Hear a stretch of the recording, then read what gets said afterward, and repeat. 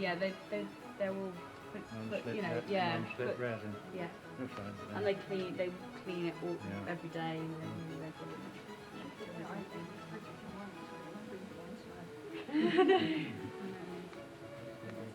in fact, one of the trucks was it Saturday night when the trucks wasn't working, the middle one, and it's quite got much of a view from here.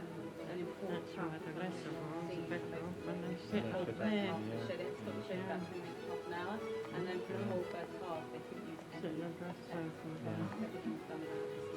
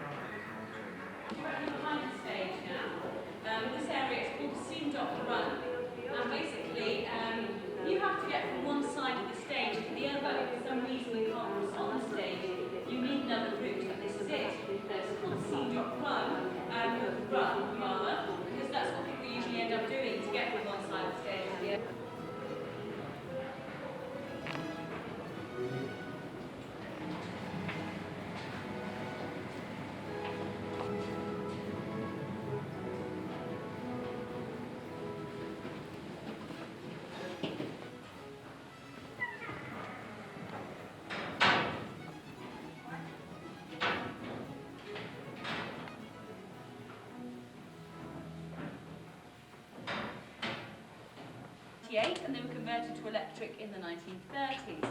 Now they're separated by these 4 enormous brass columns in the middle here. These are our 2 hydraulic lifts.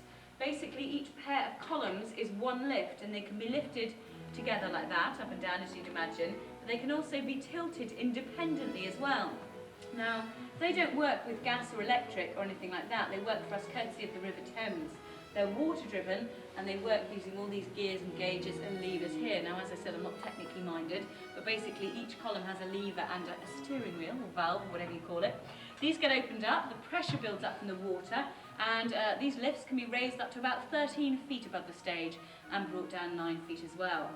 Now, they came to us in 1894, but they were in perfect working order 30 years prior to that at the Vienna State Opera House. So they came to us from Vienna. They're unique to this theatre. You won't see equipment like this in any other theatre in this country. And thanks to it, we staged some of the most spectacular effects ever witnessed in British theatre. For example, we've created an earthquake on stage in 1911 in The Hope. You can imagine that because these can tilt independently, how effective that could have been. In 1909, we staged The Whip and crashed a full-size steam engine on stage. We've simulated the flight of a hot air balloon across the stage. In 1935, in Ivor Novello's Glamorous Night, we sank an ocean liner for 243 performances.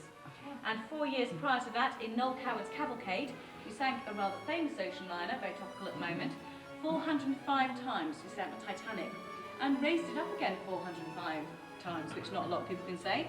Again, with a tilting mechanism, you can imagine, because one end would go up, one end would go down, and the sinking of that ship, of that ocean liner, must have been absolutely fantastic. Within these walls, apparently, somewhere, they contained bricks from every single theatre that was ever built on this site, so it's got quite a bit of atmosphere down here, as well as quite a bit of dust. Now, I call this the Tunnel of Love, because back in 1662, when King Charles had the first theatre built, he had tunnels built under the theatre. Now, one of the tunnels ran right under the theatre down to the Thames, down to the embankment, so King Charles could just come up from the Thames into the theatre completely unseen by the public. Now, the second tunnel he had built ran under the theatre and across to a building which now stands at the front of the theatre. Of course, in those days it would have been behind. Nowadays it's a pub called the Royal Drury. In those days it was called the Lamb, and it was where Nell Gwyn lived. Now, It's very convenient. Apparently this is what would happen. King Charles will come up from the Thames through the tunnel into the theatre for his evening's entertainment.